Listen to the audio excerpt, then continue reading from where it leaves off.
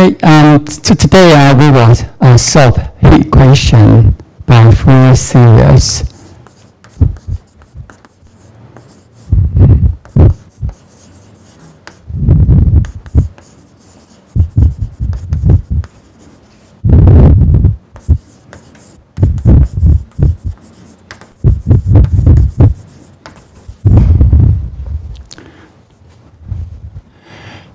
Okay, the derivation of the heat equation is in the previous section, and I have asked you to preview the material in the textbook. Okay, so we are talking about the heat conduction in a bar. So you may think about that. We have a bar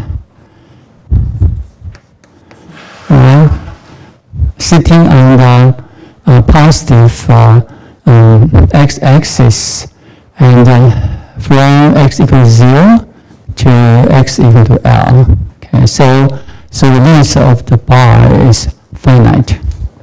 Okay. All right, and so the bar under consideration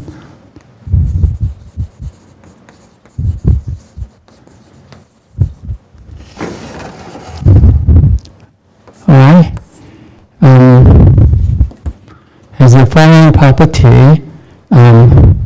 It's a thin metal bar or wire, okay, of constant cross section. Okay, and it is homogeneous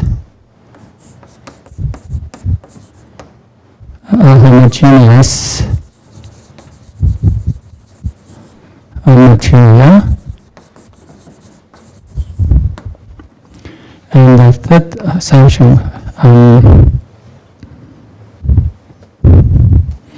so it's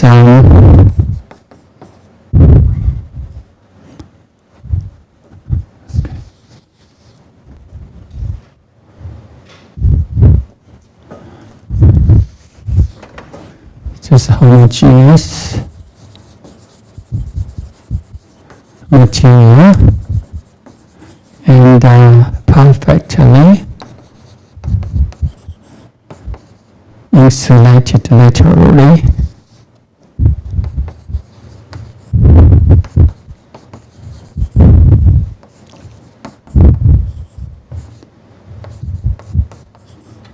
So that heat flows in the x direction only.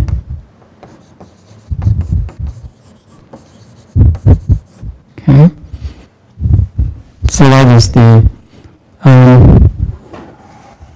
assumption about the bar under consideration.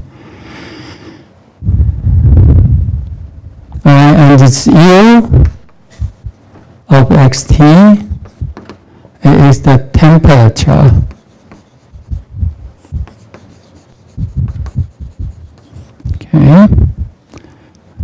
of the bar, depending on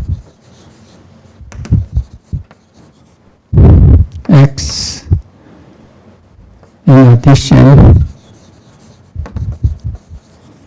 to the time t. Okay, and so from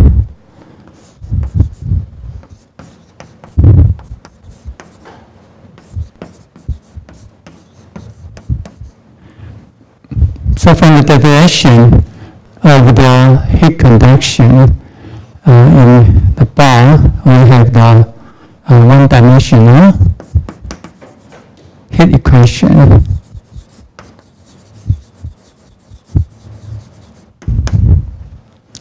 Okay, so this is called the equation 12.6.1.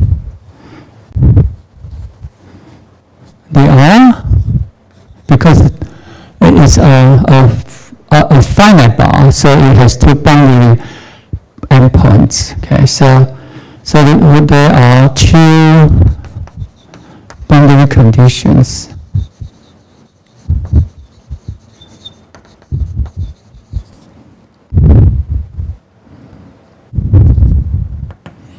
Okay, so U0t is equal to 0, and ULT is equal to L, or OT greater than or equal to 0, which makes that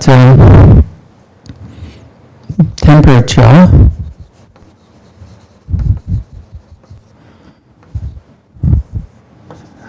is kept 0 at the two ends of the bar.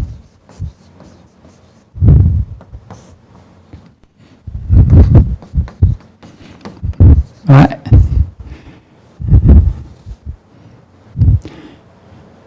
And the one initial condition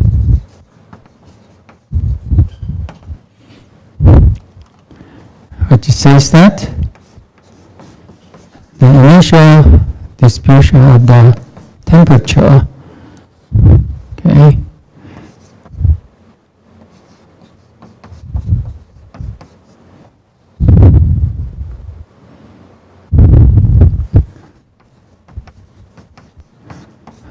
all right. So at time 0, that the temperature distribution along the bar will be f of x, and so combining with the two boundary conditions, so we know hence that f of 0, which is u of 0, 0, and is 0. Okay, and is also u of L0, so this is equal to FL. Okay, due to the boundary condition.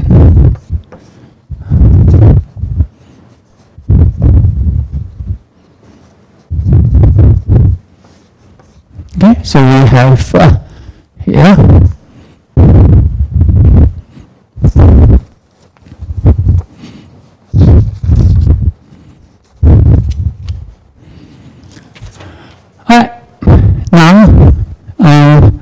so with initial temperature and the two boundary conditions, right? So we have one and only one solution, okay, for the temperature, okay, as the unique solution for the heat equation, and satisfying the two boundary conditions as well as the one initial condition. Okay. Alright, and so our purpose is to find a solution, because once we find a solution, then this must be the unique solution. Alright, so again, we use the method of separating variable.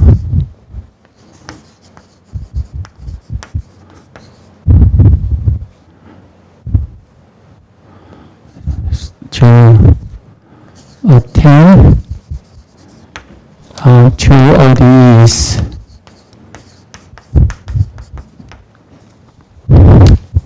Alright, so we try a solution in the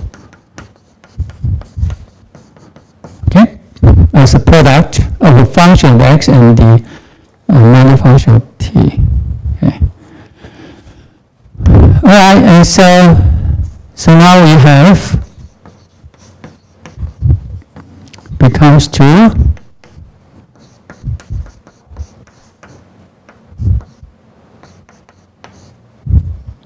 so it would be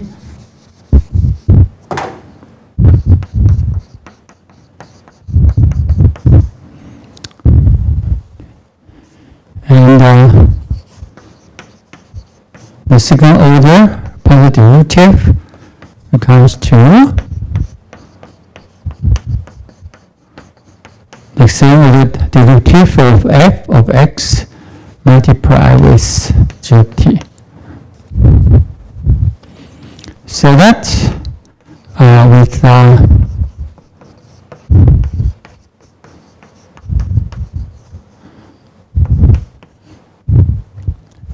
substitution. So we substituted these two equality to the heat equation. We will have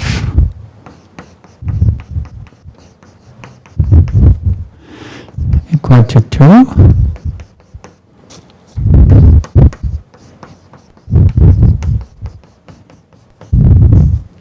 Alright, and so this gives us the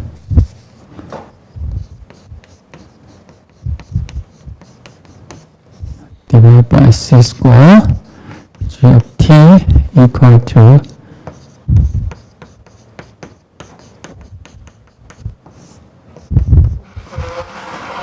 alright, so we set to k. Alright, and the reason why it is a k parameter k is because that here depends only on t and here depends only on f(x).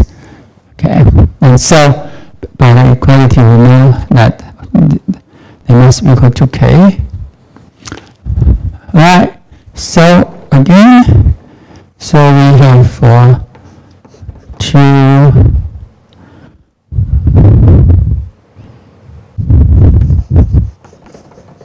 equal to 0 and g prime minus k c square g equal to 0.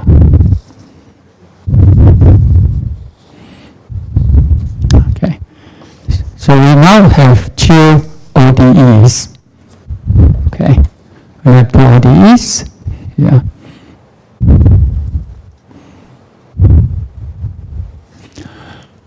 And we can proceed the discussion as we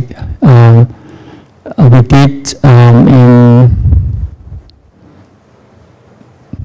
in section 12.3. So it can be seen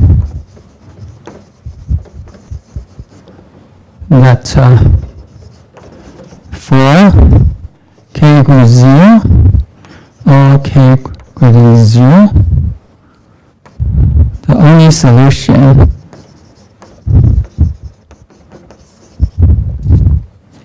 u equal to f of x g of t is u equals 0.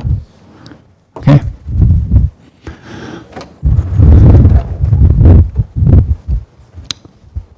So now for negative k, so k is minus p square with p equal to 0. So we have now f double prime plus p square, f equals 0. So we call this is 12.6.4. And we have g prime plus k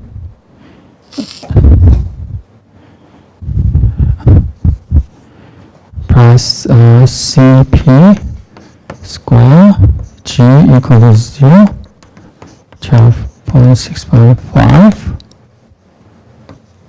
Okay.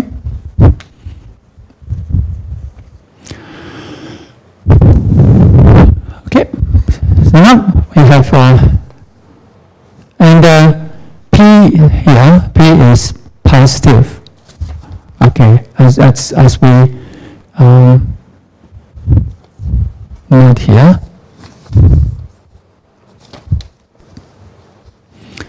Okay, and now so step 2. Step 2 is solving the 2 ODE.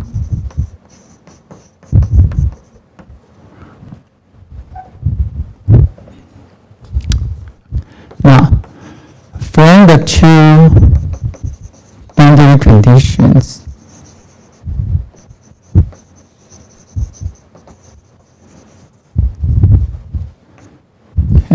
So U 0t equal to F0 and GT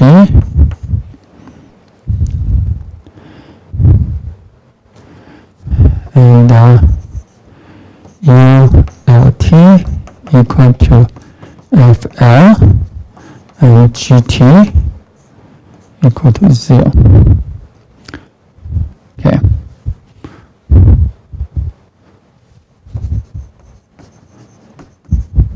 Now, right, to find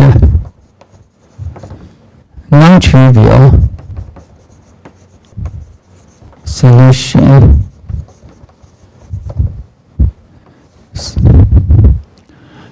G of t must not equal to 0 for some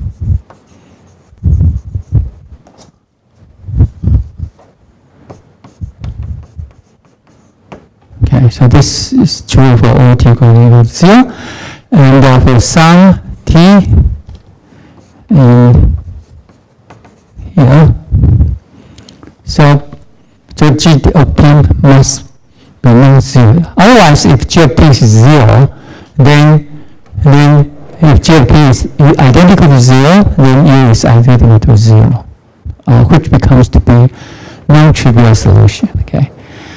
So to find non-trivial become trivial solution. Now, so to find non-trivial solutions, so g of t must be non-zero for some t, and for some t, this is non-zero. So, okay, I forgot to put 0 here. I'm sorry, I forgot to put equal to 0. And which implies that F0 equal to FL equal to 0. Okay. So now the function f of x now has two boundary conditions. Okay. So this is okay. So we have two boundary conditions there.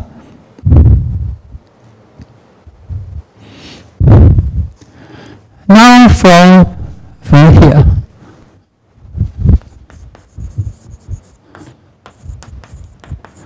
so from this ODE, we have a general solution.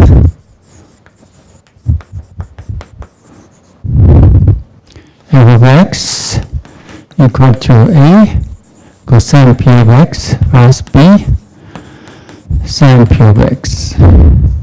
Okay, but the two boundary conditions. But the first boundary condition f0 to 0 implies that A times 1 plus B times 0 must be equal to 0. Okay, and so this is implied as A equal to 1. Okay, so that f of x becomes to this is 0, I'm sorry. So A must be 0, and so this is becoming to B, and sine P of x with B not equal to 0. Because if B is 0, then f of x is 0, it becomes to a non, becomes, if B is 0, then f of x is 0, so the u becomes identical to 0, and it is prone to a trivial solution, which is not what we want. And also, f of x is 0, so that this is so that B sine PL, okay, this is 0. And because B is not 0, so this is implies that sin PL is 0. So which means that P should be equal to pi divided by L for n from 1, 2, etc. Because P in here, the probability P is always positive. Okay, so P is in here. Okay, so now we let f sub n of x to be sine n pi x divided by L, and from 1, 2, 3, etc. Okay. So we now find solutions. Okay, find solutions which satisfies the ODE in 12.6.4 and the two boundary conditions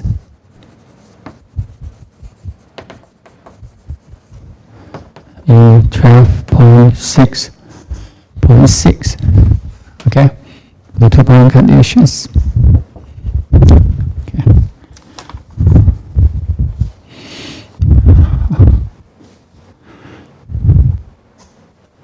Alright, now we want to solve the other ODE which is first order.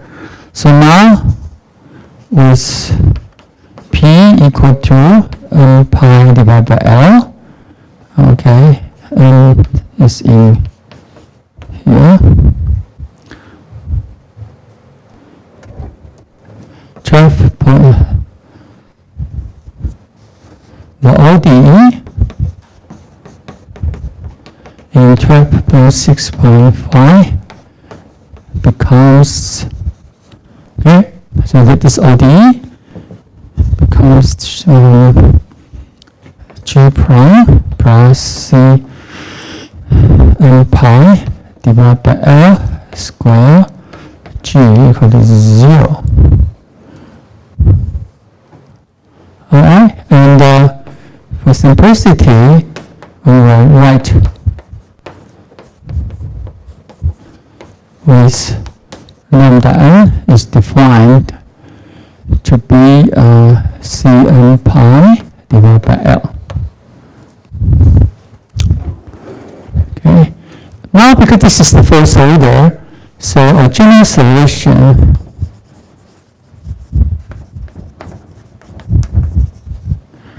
x here is a Gn t equal to b sub n e minus lambda n square t.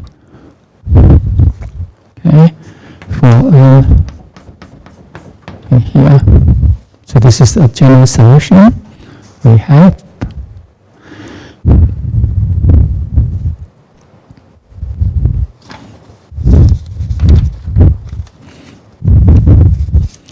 Alright, so hence we define U sub n to be f of nx times g of nt. Okay, so this is become to b sub n sine n pi x divided by L exponential minus lambda n square t. Alright, for n in the set of natural numbers, so that this one are solutions of the heat equation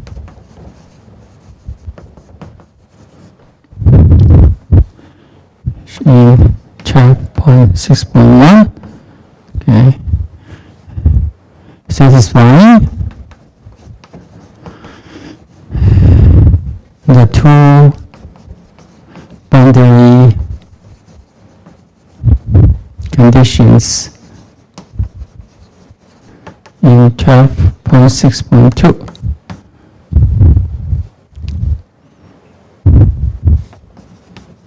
Where lambda n is equal to Cn pi divided by L. Okay. Okay, so we find a solution, the solution of the heat equations, but satisfying only the two boundary conditions. And but we have one more, the initial conditions.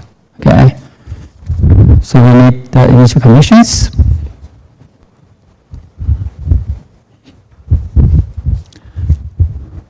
Now, so this are called the eigen functions of the problem corresponding to the eigenvalue lambda sub n equal to Cn pi divided by L.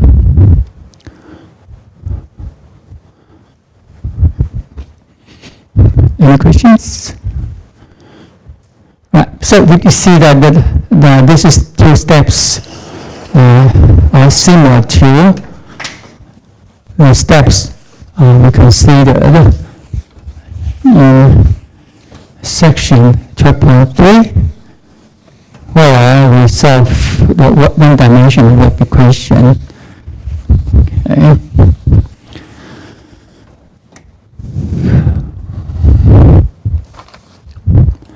Now step 3.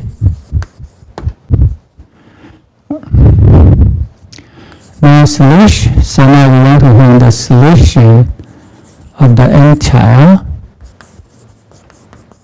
problem with Fourier series. Now, since the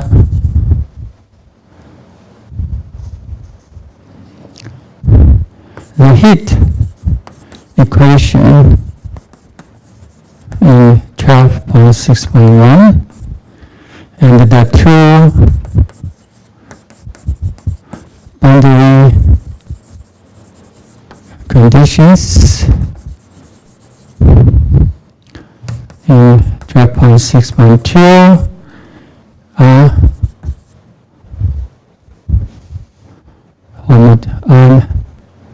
homogeneous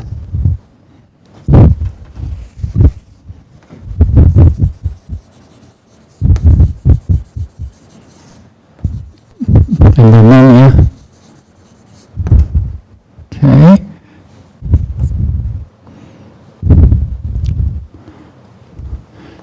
The superposition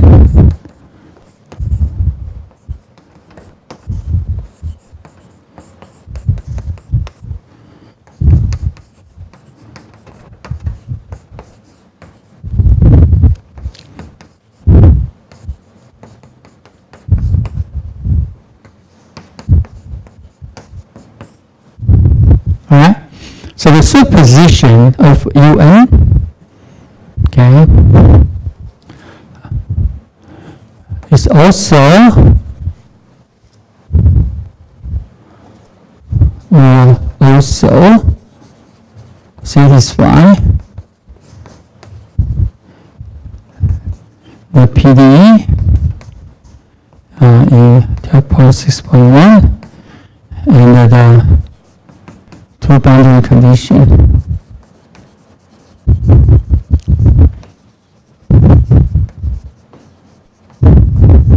Check point 6.2.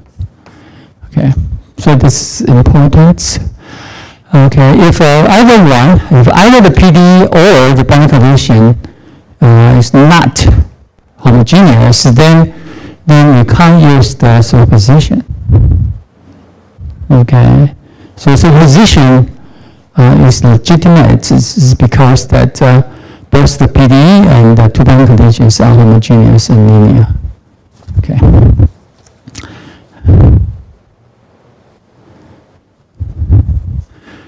Okay, but the provision is that provided that the series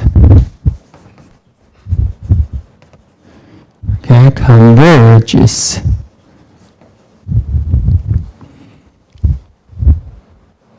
as well as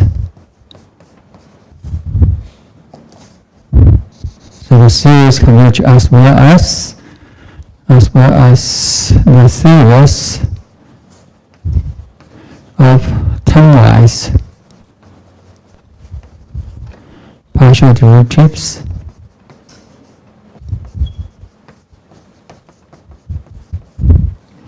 converges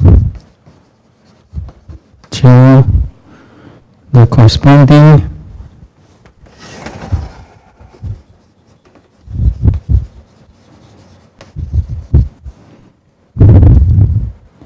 partial derivative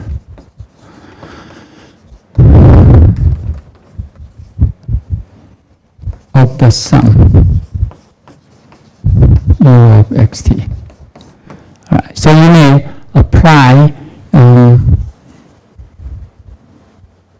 the related theorems we discussed in section 11.3. Okay, because we provided I think a couple of theorems to justify that whether a series satisfy ordinary differential equations here. But similarly, we have to show that if the series converges, then we must also show that the series of pointwise partial derivatives also converge to the corresponding partial derivatives of the sum here. Okay.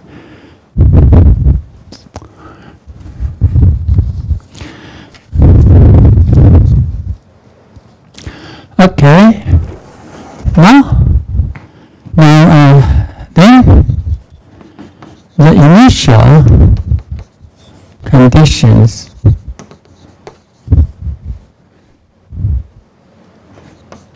dictates that U of x0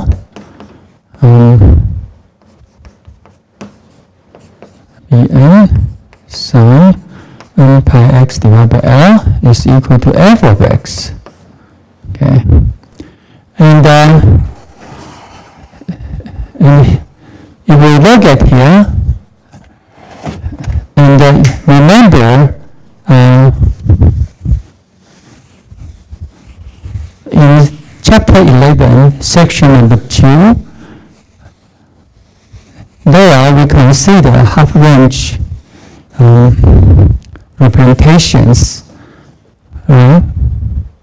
half-range representations of a function by Fourier series. Actually, here by Fourier sines series expression.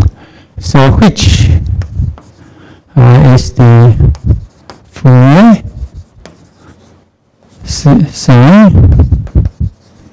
series expansion of f of x. Okay, and we know the original f of x is defined in the finite cos interval. Okay, and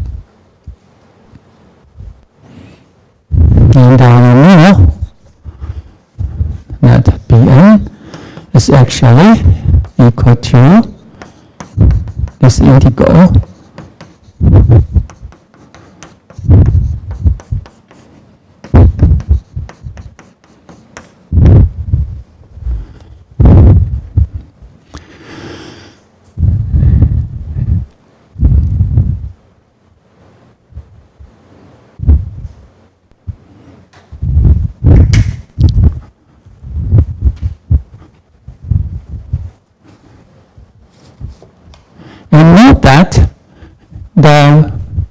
so that this is Fourier series expansion actually x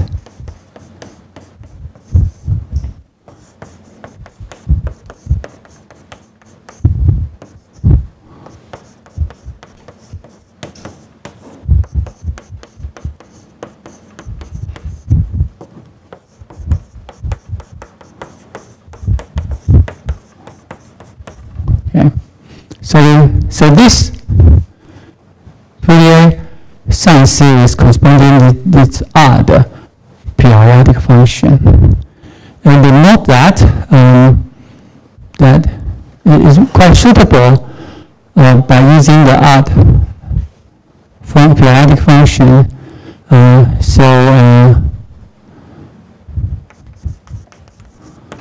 We know f of 0 is equal to f of L is 0 here. Okay.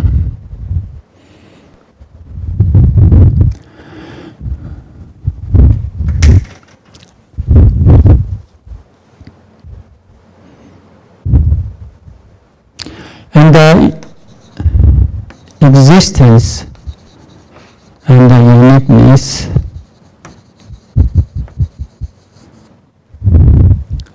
of this expansion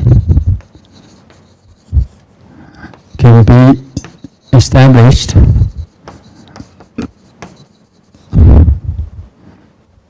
by assuming that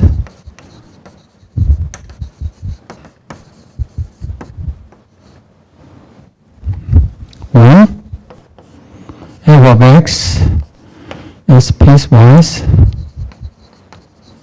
continuous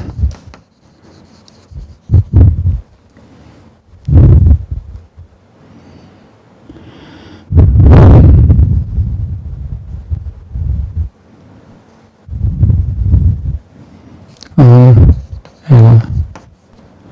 the second f of x has one-sided derivatives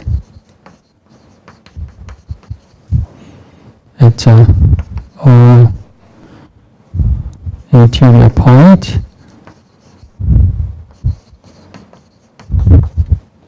of the Venn-Cross interval.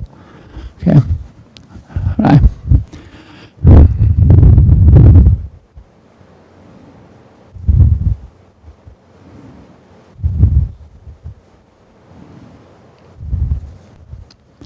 Any questions?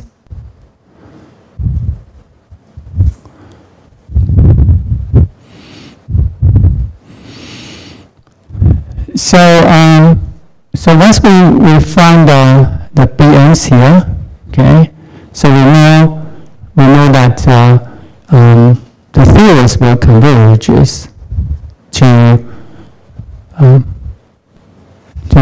X, okay. If f of x, for example, if f of x is continuous, okay, if it is continuous, then this Fourier sine series will converge to f of x at every point, okay, at every point.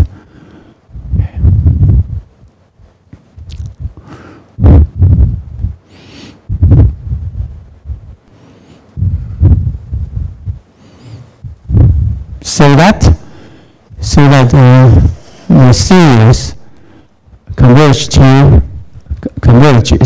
and this function will be called U of xt, right? So the series converges, okay, can be guaranteed if f of x is continuous, and also. We have to justify that the theories of pairwise partial derivatives also converge to the corresponding partial derivatives of the sum. Okay.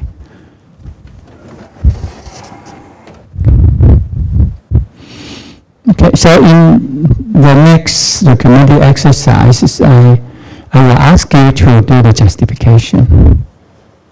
Okay.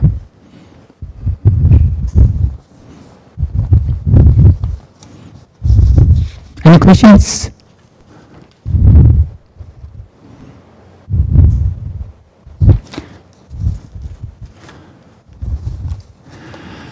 Right now, so we deal with our head equation when when the temperature at the two ends of the bar is set to 0 forever. Okay. Now, what if we change the boundary condition? So it's quite often to consider the other boundary condition. So how about the condition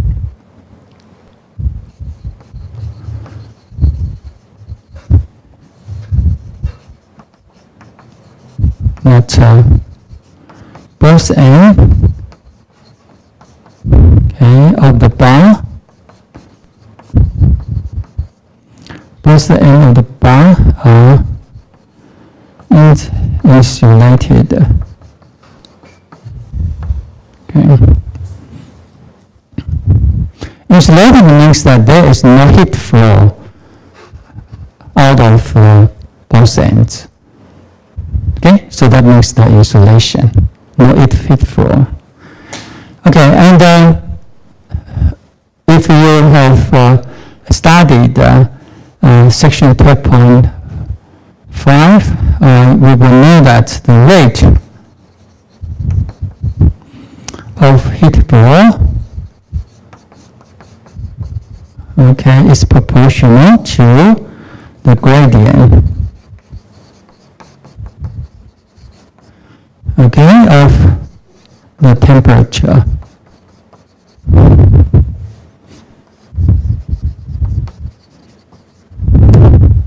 Okay, so the gradient, and because now we are considering one-dimensional, okay, so one spatial dimension, so this will be,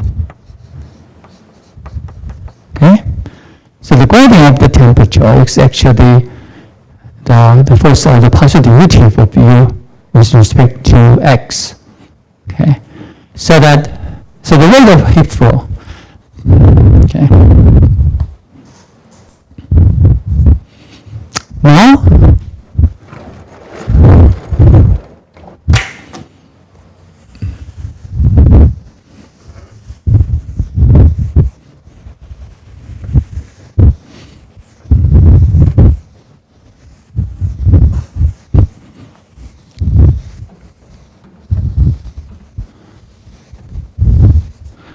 okay. Hence, if the ends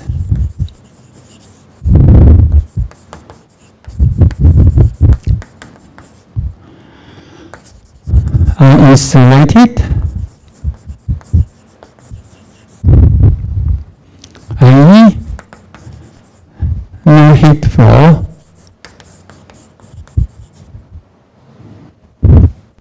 then we must have here the u sub x 0t, it's 0, and u sub x lt is 0 for all t greater than or equal to 0.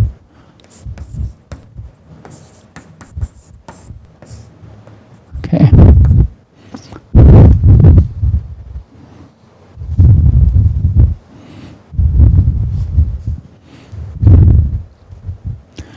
Okay, so now this implies that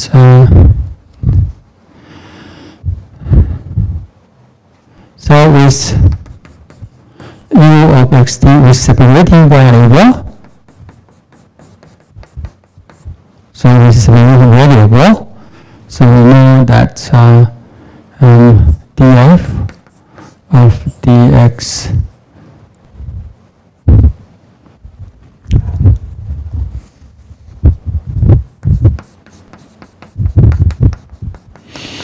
and the gt must be equal to 0 when x equal to 0, and dx at x equal to L, that is gt, must be 0 for all t. Okay.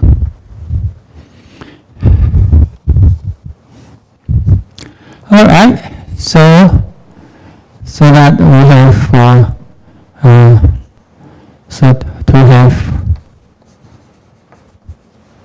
a non-trivial solution,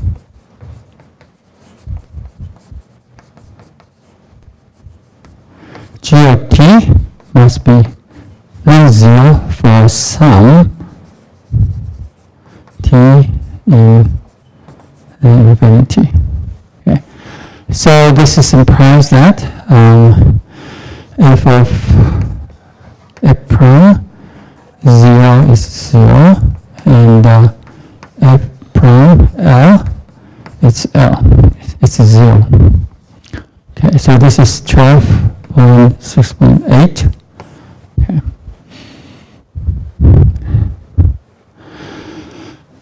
So now we have two different boundary conditions for the ODE governing f of x. Okay.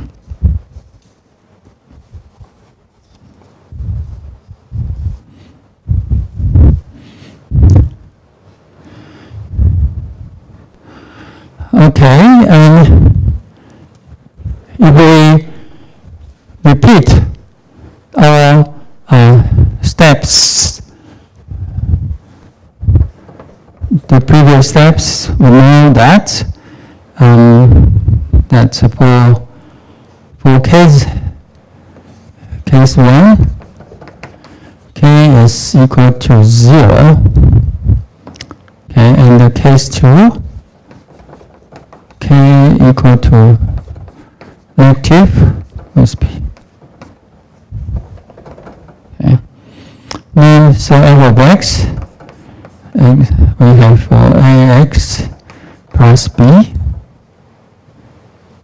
Okay, and so this is implies that f of x, the general solution is here, plus b. Okay, so these are general solutions. And now we put so this is f prime is equal to a. Okay, and so you see that if a equals 0, then both condition to here, so a should be 0, and then we have f0 of x defined to be 1.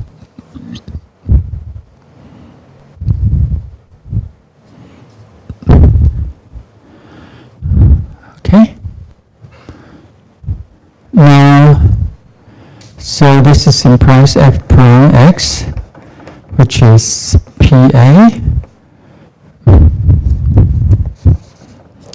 minus PA sine px plus pb cosine px.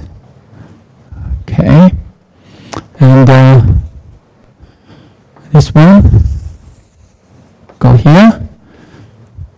So 0 is equal to f prime 0. So pb is 0, which implies b is 0.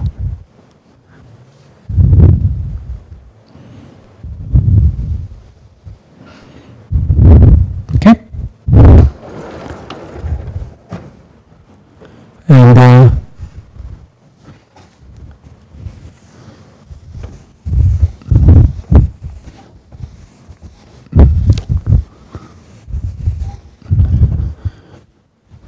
when b is 0, then f of x becomes to cosine px.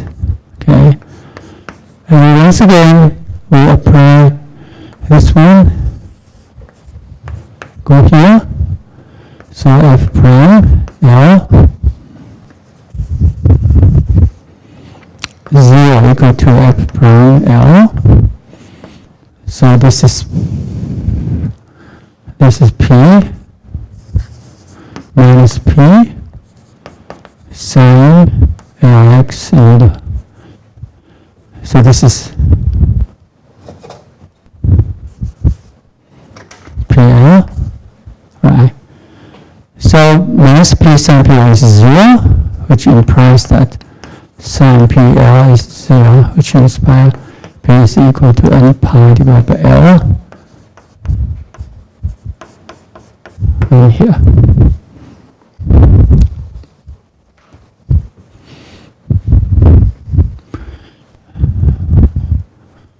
And we have Fn defined to be the cosine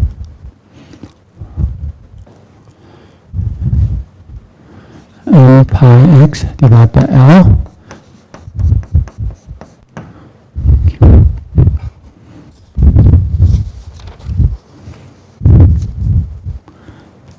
Right. So in summary,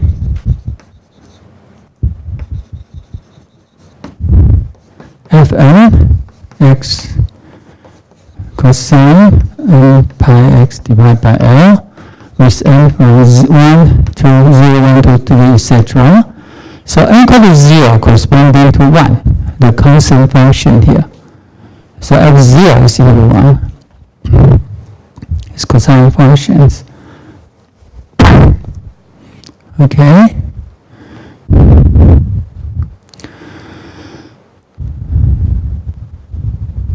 Right, and now with lambda n defined to be c n pi L and 0, 1, 2, etc. Okay, we have for g and t become to an e minus lambda n squared t. Okay.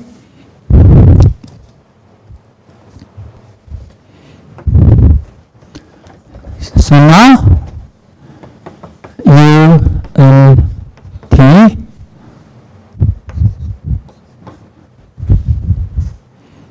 so u n t x defined to be u n x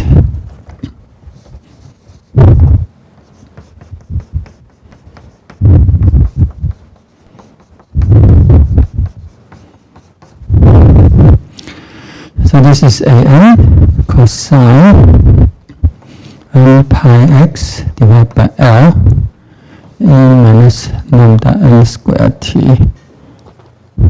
Okay, and n 0, 1, 2, etc. Okay, so which satisfy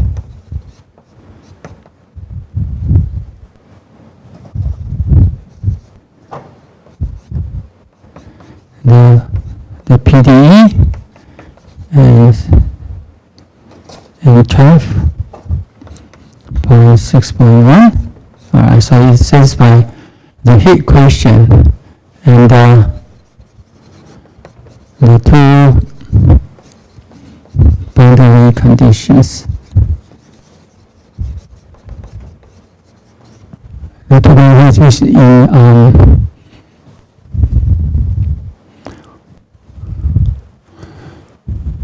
in there in chapter 6.7. Okay. Okay. In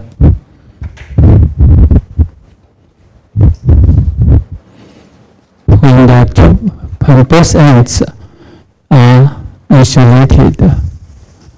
Okay, so we have these two boundary conditions. Yes?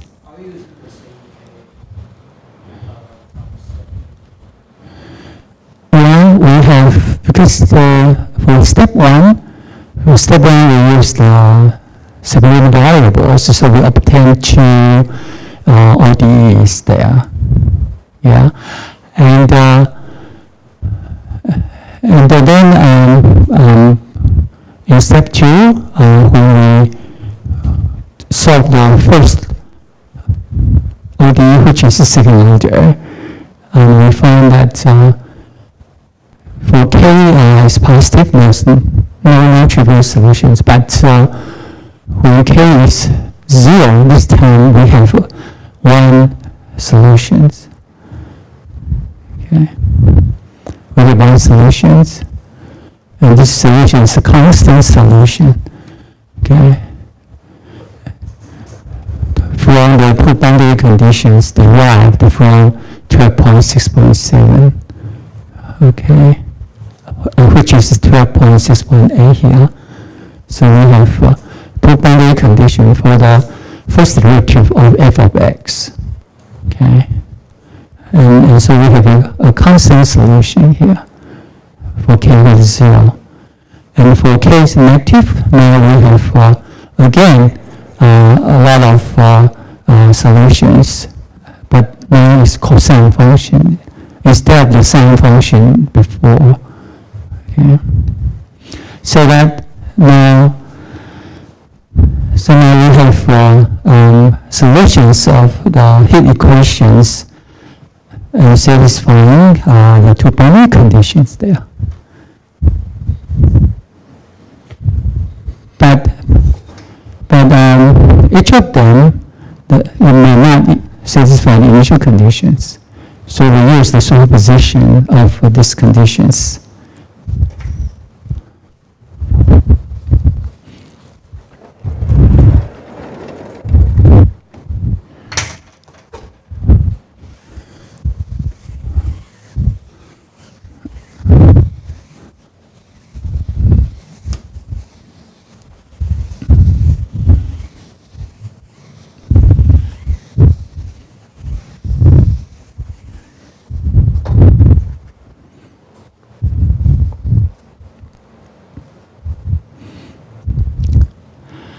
So since the PDE in 12.6.1, so the heat equation and the two boundary conditions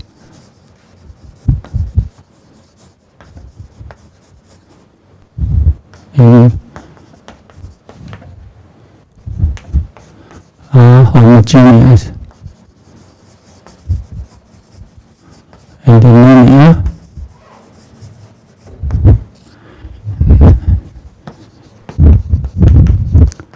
the superposition from 0 to infinity here, the u1 xt, which is equal to an cosine n pi x divided by L exponential t.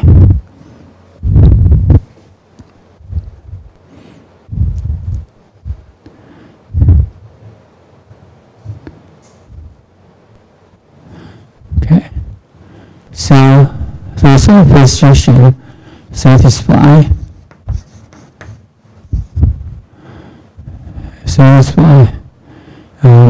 the PDE and the two boundary conditions.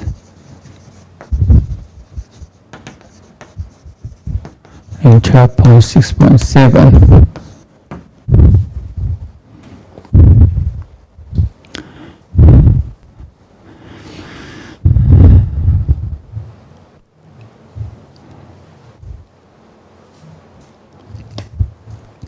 Now, so with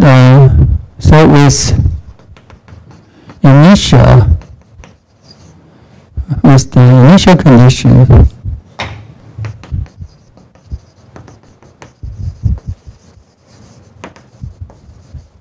in 12.6.3, we know f of x is equal to summation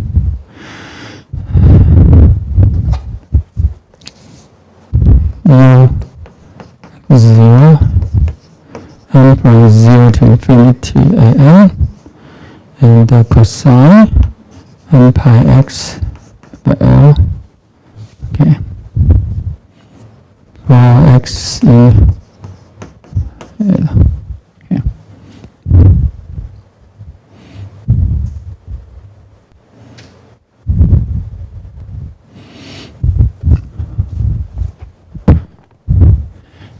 the value f of x at 0 in the L may not be 0 because that we now have the different boundary conditions there. Okay.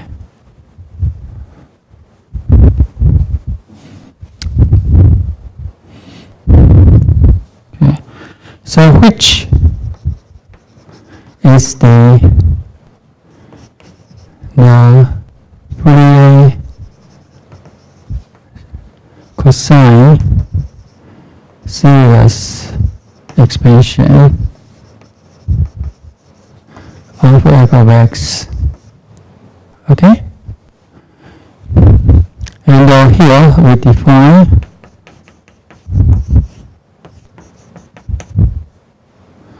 and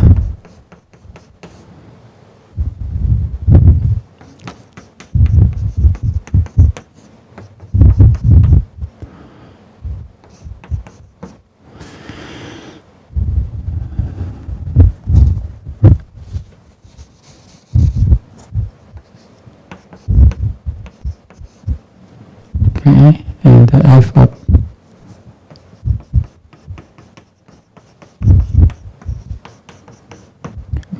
so this is an even periodic function. So E of E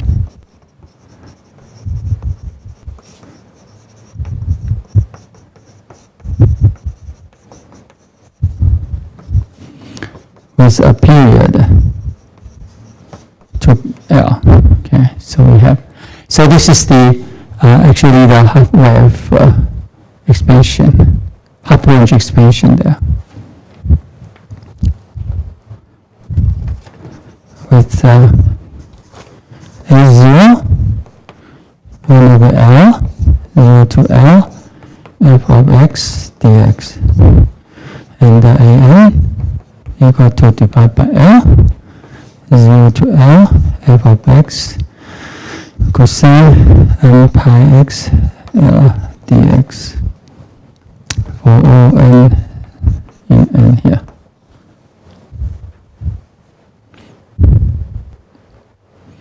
Okay, right.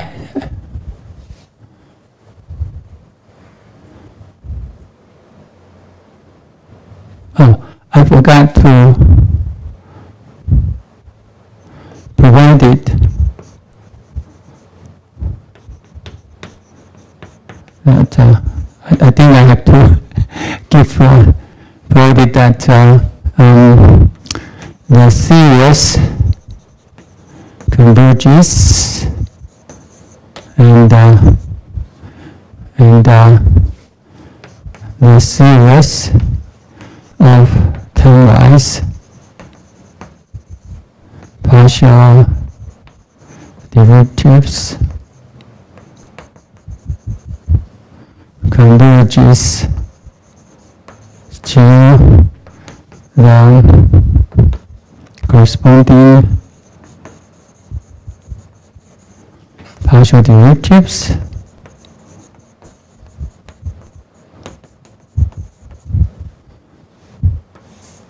of the sum of the series. Okay.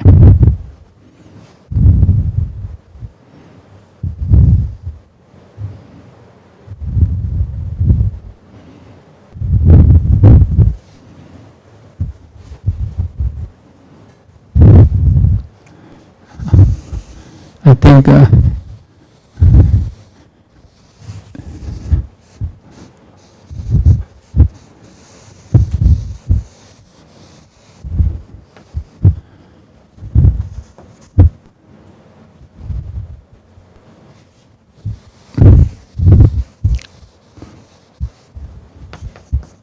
provided that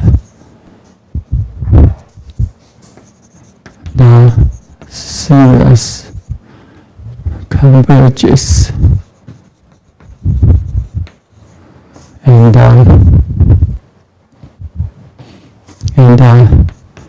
the series obtain was partial derivative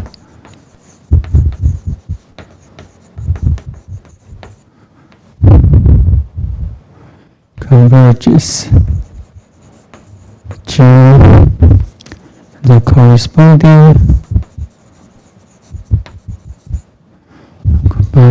corresponding partial derivatives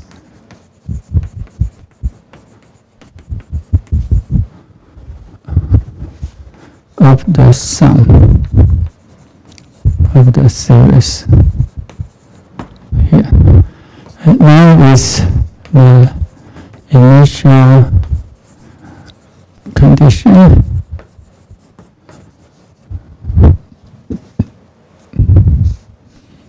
in checkpoint 6.3. We have this one. Okay, and we define the even function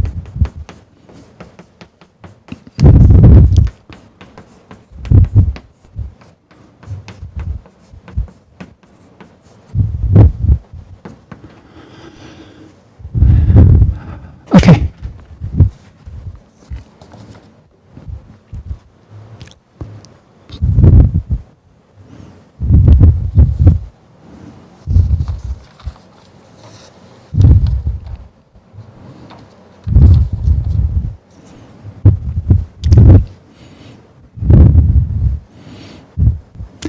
Alright, so basically by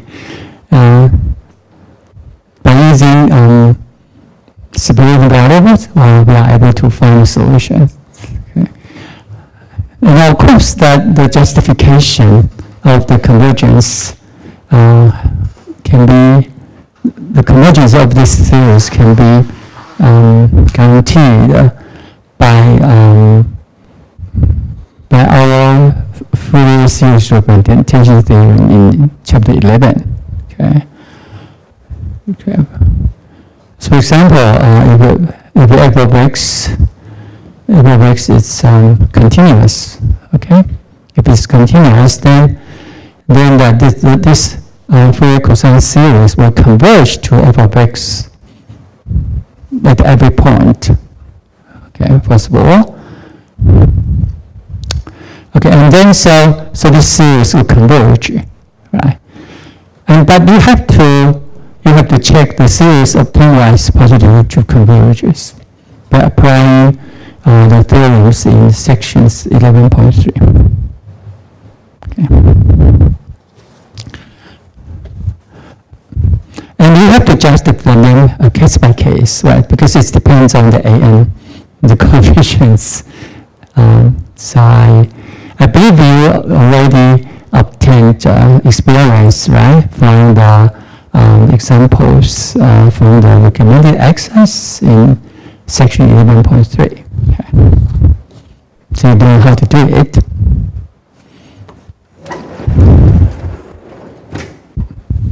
Any questions?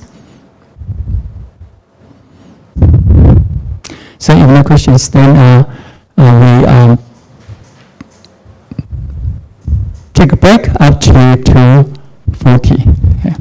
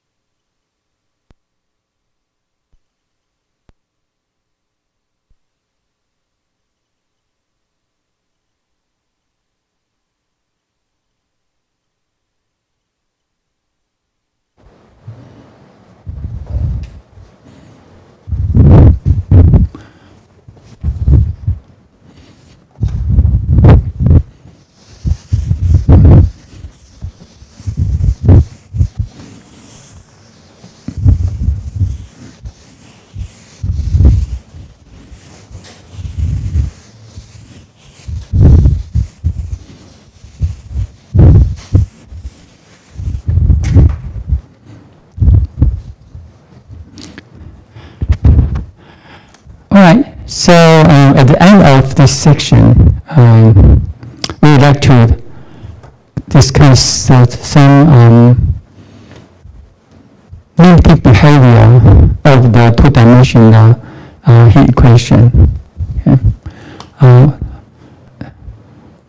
We call the steady state two-dimensional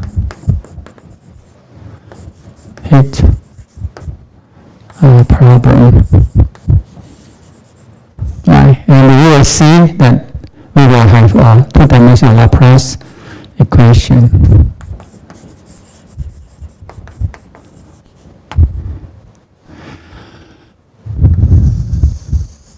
Okay. Now, the two-dimensional heat equation X here,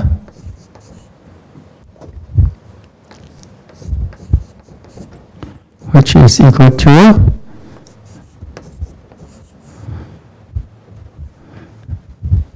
the C square times the passing of U. We know the passing of U is actually the divergence of the gradient, right? Remember that? Okay.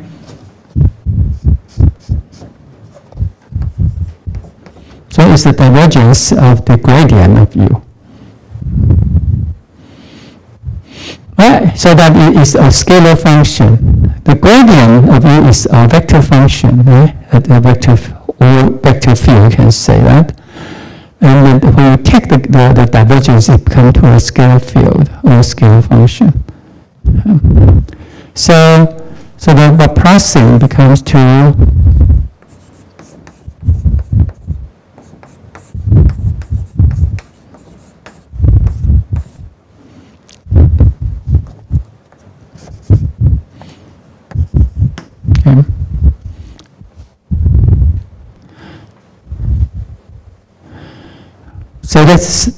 so there are two spatial variables x and y, and one time variable t.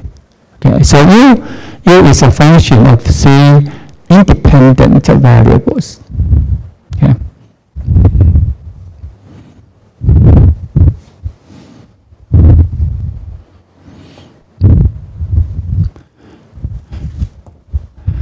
Okay, and for steady state. So suppose we're steady, i.e. time independent,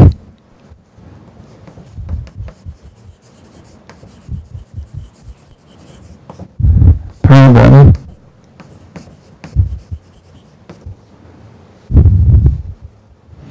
We have for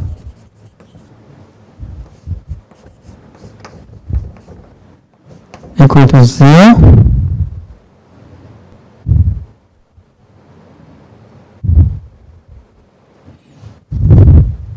and then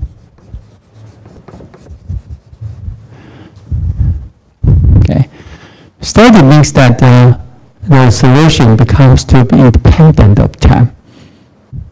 Okay, so this is very common. See here. If we look at our solution here, you see as t goes to infinity, then if the solution, okay, this is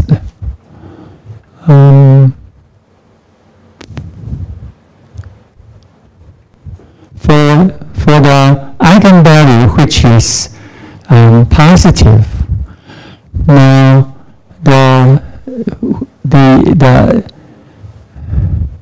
this exponential will decay to 0. Okay, this exponential will decay to 0. So the only term left will be the lambda 0, because lambda 0 is just equal to 0. Okay? So when n is 0, and so this is 1. Okay?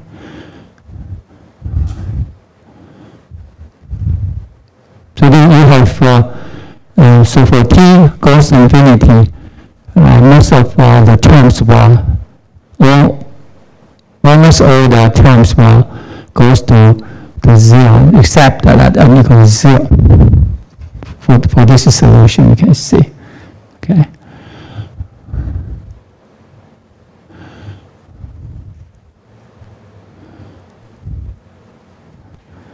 Okay. Is that correct?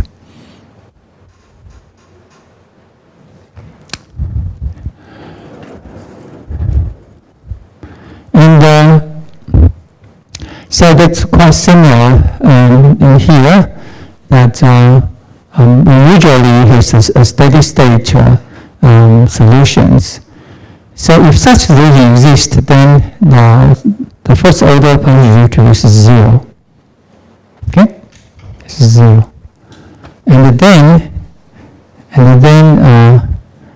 the equation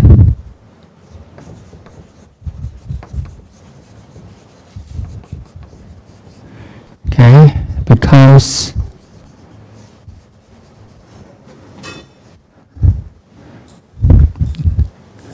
two-dimensional Laplace equation. Okay, so that is U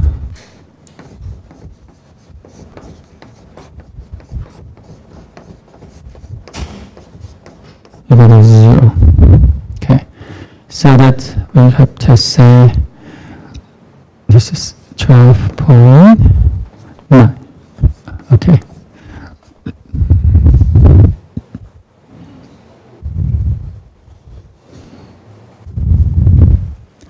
Right, so we consider the steady state solution of the equation. So this is come to a solution of a two-dimensional Laplace equation.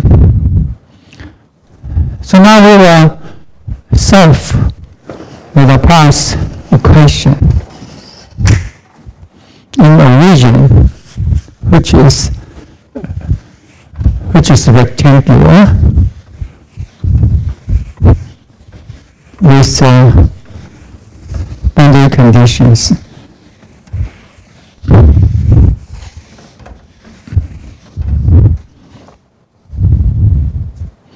Okay, so that becomes plus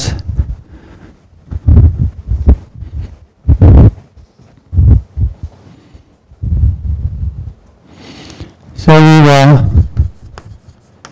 consider the two-dimensional Laplace equation on a rectangular region.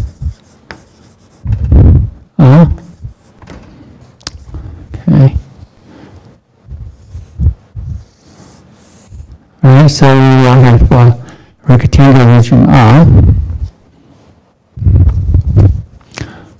is given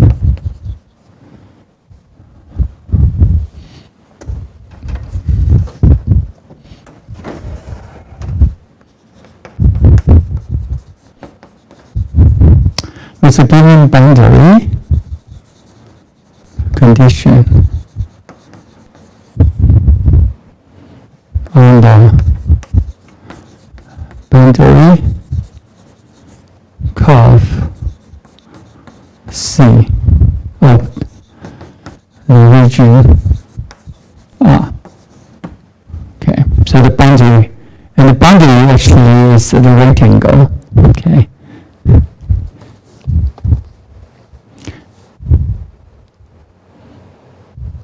Okay, and so there are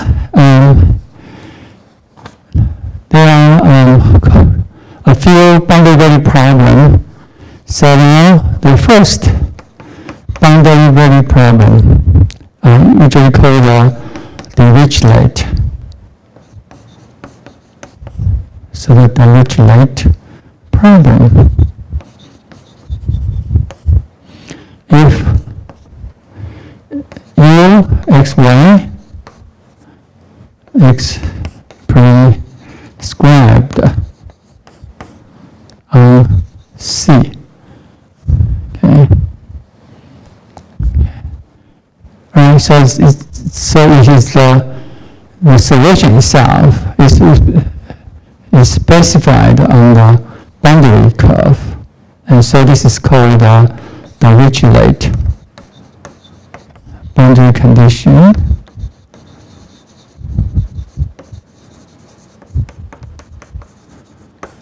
Okay, and the second boundary value problem is called Newman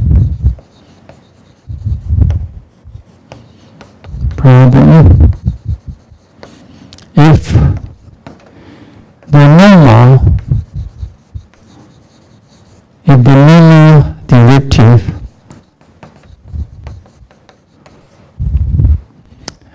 un, it's du dn, is prescribed on C. So this is called a Newman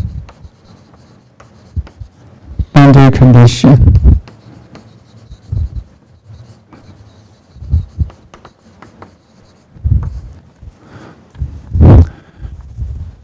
Do you have any question about the normal derivative? You know, in higher dimension, so the dimension is greater than or equal to 2,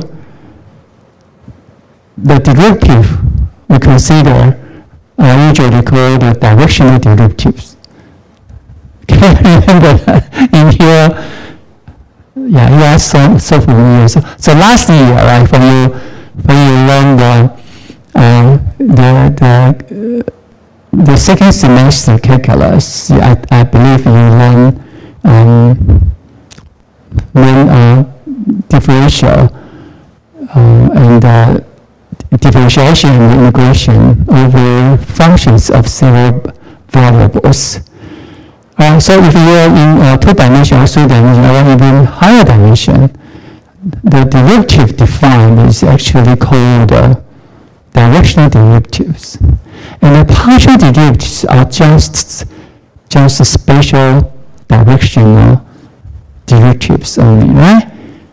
Right. So for example, the partial derivative with respect to x means that is the directional derivative with respect to what? With respect to the unit vector pointing to the past direction of the x-axis.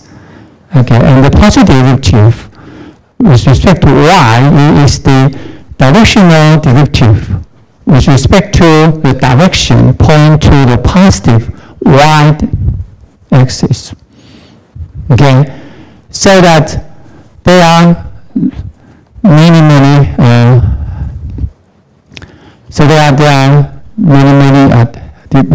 directional derivatives. And the so-called normal derivatives is that the derivative at every point in here, okay, is taking the direction which is perpendicular to the boundary. Okay, so at point here, the direction perpendicular to the points, okay, on this edge is in this direction, and for the points on the right edge, the perpendicular direction is here. Okay, so they are different, and the direction is here, and the direction here. Yeah. So this is called the normal direction. Okay. So that if we have a region which is circular, for example, is R here, then the normal direction will change continuously. Okay, so this is the normal direction at this point. The normal direction at this point, the normal direction should perpendicular to the tangent line. Okay, tangent line. Yeah, the tangent line here. Okay, and if you have an irregular region there, for example here, then the normal direction again is perpendicular to the tangent line. So they are called the normal directions. And the normal derivative, just the directional derivative, with direction, which is normal to the tangent line at the point on the boundary curve. Okay, on the boundary curve. Okay, and so the n here. So we see the n, the normal unit vector depends on the points you have. Okay, depends on what you have. Right, so this is the second boundary problem, and we have said boundary problem is X is a mixed boundary problem, and it's called the Robin problem.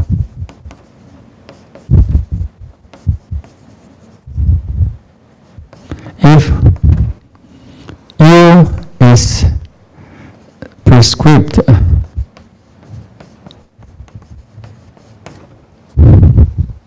on a part of C, and the normal derivative UN on the rest part of C.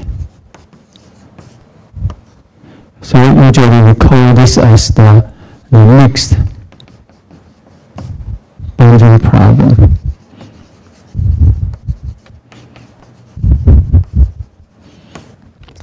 Right, so for example, we specify U on the left-hand edge and the bottom edge, but specify the normal derivative on the upper edge and the right edge. This is called the mixed boundary conditions. Okay, so in general, there are three kinds of boundary problems we have. Okay. Any questions?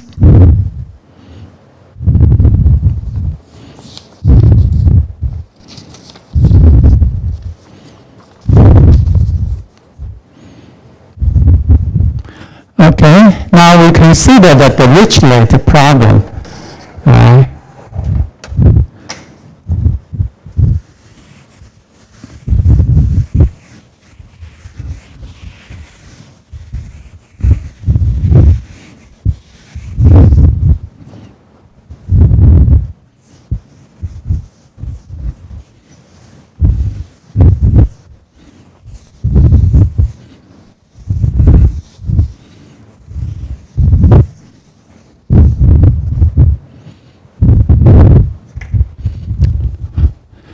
Okay, so we consider the Dirichlet boundary problem in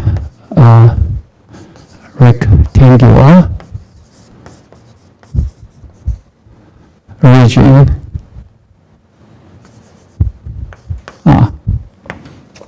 Alright, so let me address here. So now we have a plate of metal. Can you think about that? Instead of a bar of metal, right? And we sit on, so we have a rectangular plate, right? A metal. Okay, and here is the point. Here is 0B. Here is A0. So this point is AB. Okay. So now this is, so we sit the plate on the plane. And so you occupy part of the first quadrant. Okay, so it's here. Now the specification is here that in the 0, so U is 0, 2. So maybe. So now in these three edges, the steady state temperature x equals to 0. So if we actually use a reservoir to keep the boundary at a specific temperature, it means that so the edge will contact with a reservoir, a heat reservoir with constant temperature. For example, if we want to keep it 0, the best way is to contact with the tank with ice. Okay, with ice layer, because ice is in temperature 0, right? So 0 degree Celsius. So you contact the ice tank there. Alright, so that you have keep heat flow, alright? Because if you keep the temperature constant, there's still the heat flow, okay? Such that the temperature can be kept to be 0. And for the upper boundary, you set the U is equal to, so it's the here actually Ux B is equal to f of x. Okay. So the point is AB. And with F0 is 0, FA is 0. Okay? So why? Because of the boundary condition here. So you want, so you see you have U 0B Y equals 0 for Y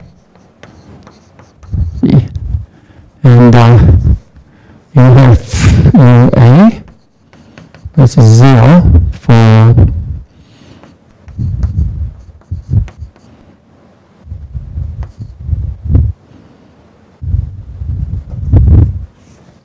B.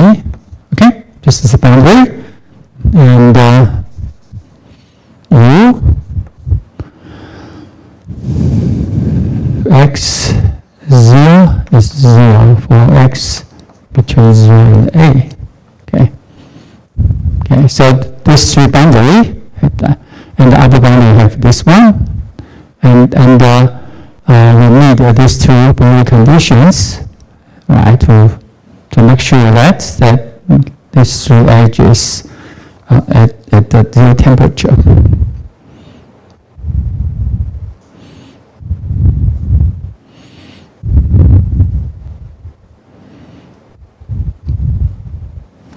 Is that okay?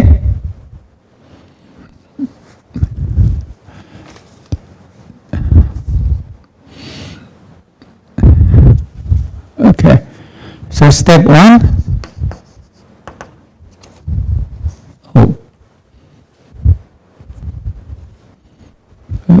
Okay, let me separating variables. Right, so we use these variables. Now we consider solution of this type.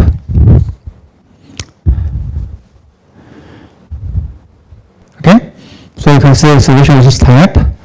Now Uxx equal to minus Uyy. Okay. Implies that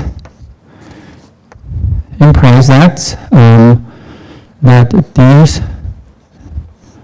the f of x and gy equal to minus the square dy gy and f of x. Okay.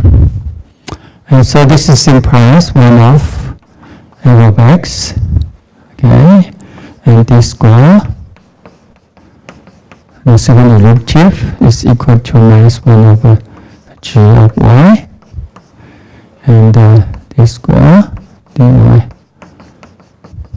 Right. And we said this is equal to minus k. Okay, so this is a standard procedure. And so now we have the ordinary differential equation equal to 0 and the g minus k g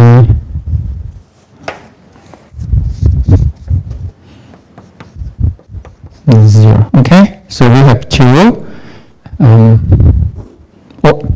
single order ODEs.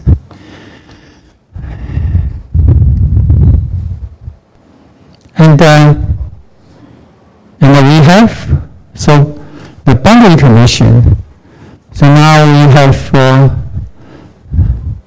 so that we have 1, 2, 3, 4. We have 4 boundary conditions here, right? Corresponding to the 4 edges. The 4 edges. And now, so for the f here,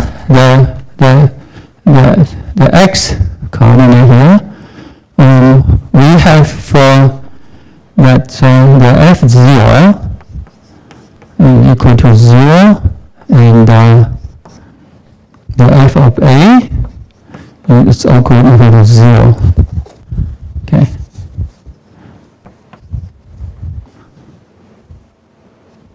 So this is the homogeneous.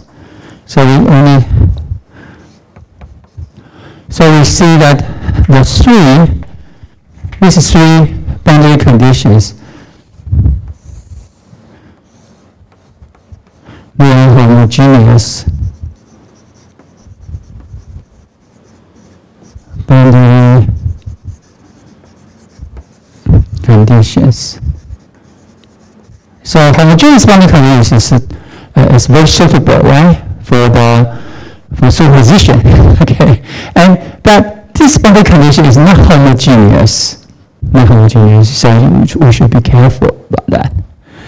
Okay, and so we have so with the 3 boundary conditions, we know the f function has 2 boundary conditions, which are also homogeneous. And but the G0, so the lower edge. Okay, so this is the boundary condition, and this is also give us one homogeneous boundary conditions, just only one, because the other one, which is not homogeneous, so we let it open. We'll not consider yet. Okay, we'll not consider yet.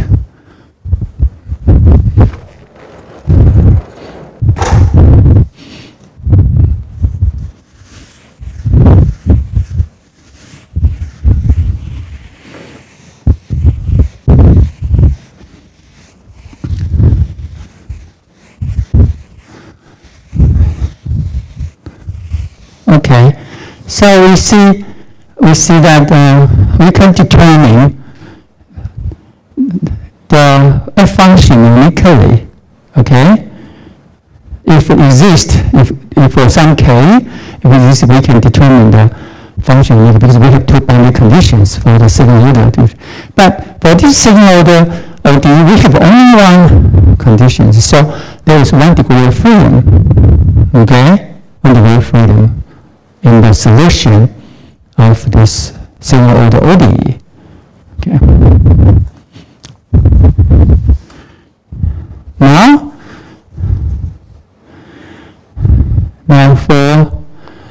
So we have experienced before,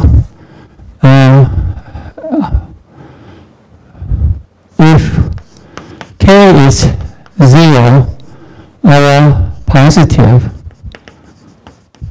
then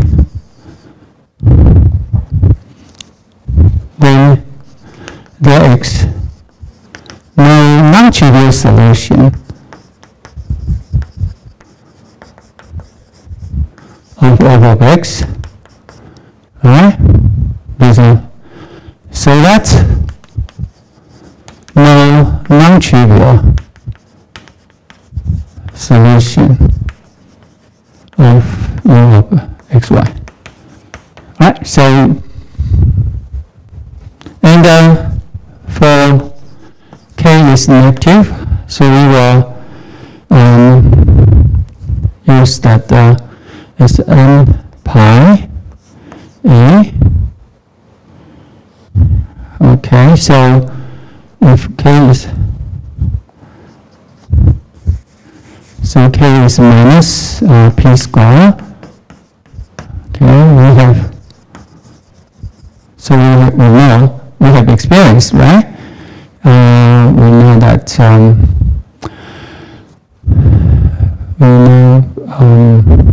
f of x is become to a cosine px plus b sine px, and with f0 if f a equals 0, so we find that we have fnx is a sine function n pi xa, okay, with p equal to n pi divided by a.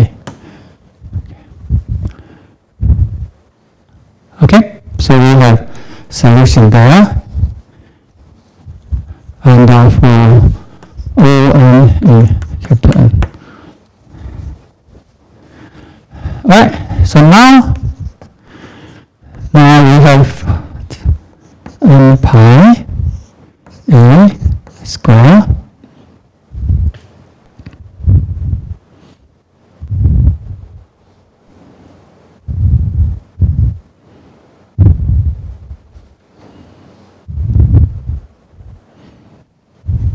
so minus k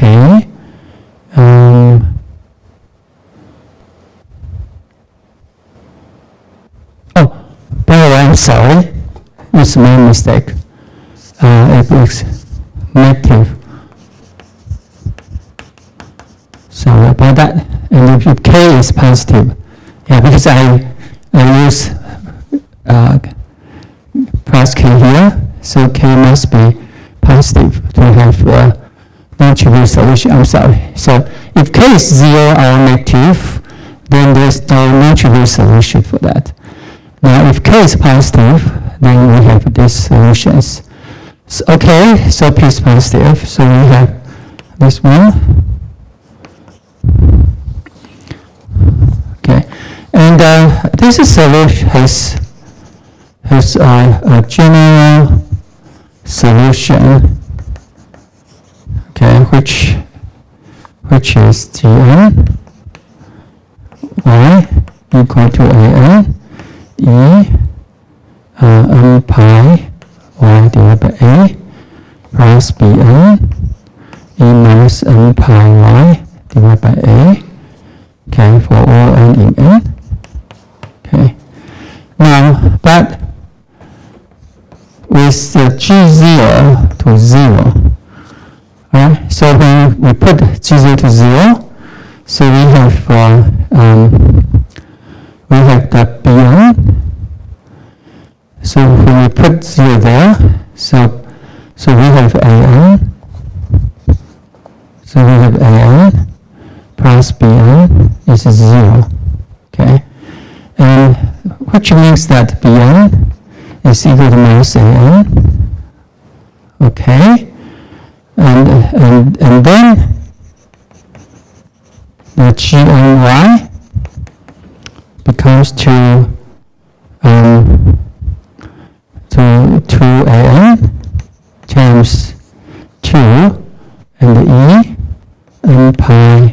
y divided by a minus e minus n pi y divided by a.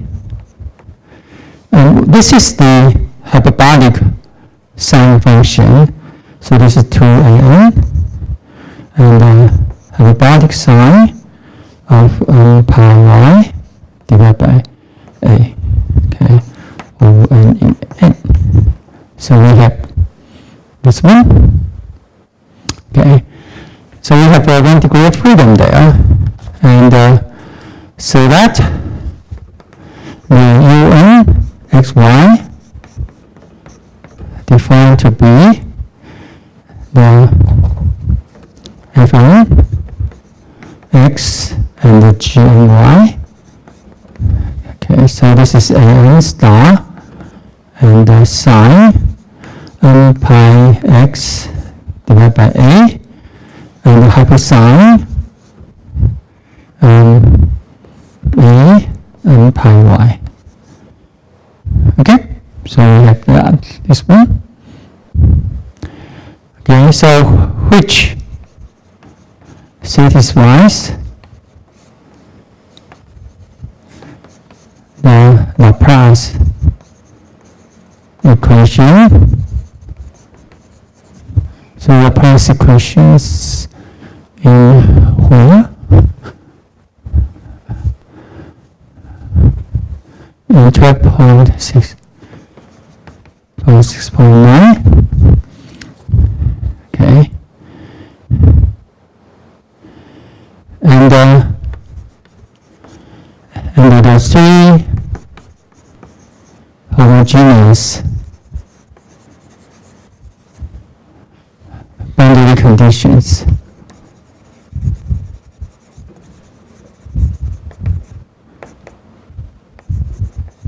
Okay, so it's un, the second thing is there, un 0y equal to un ay are zeros. Okay, for ay in 0 to b, and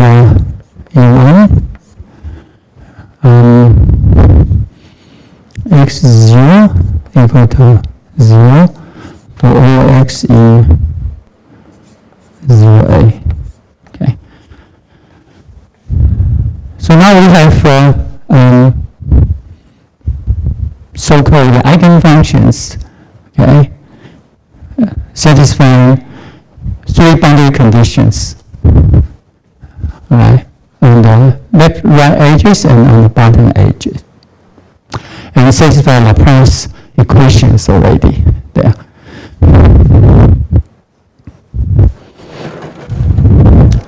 Okay. Okay, so I'll stop here. Okay, and I'll continue the discussion to finish the solutions on Thursday.